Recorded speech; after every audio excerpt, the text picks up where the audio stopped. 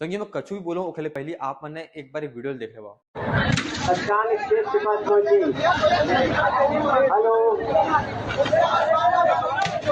Hello, police प्रशासन जहाँ पर भी हो तत्काल स्टेज के पास पहुंचे। हेलो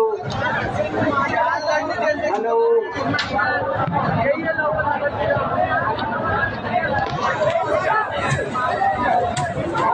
अब आप मन वीडियो देख लिया हो तो आप बता दो पूरा घटना महादेव घाट के हवे।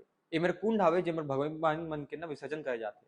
लेकिन आप मन जो वीडियो में दिखा था वो क्रेन चालक जो हवे ओकर संग कितना प्रकार के किस प्रकार के लात घुसा के ओकर ऊपर बरसात होते। और गलती मात्र इतना रही से कि वह क्रेन में गाड़ी चलात रही से अपन और भगवान के विसर्जन करत घानी भगवान की मूर्ति है थोड़ा खंडित हो गए।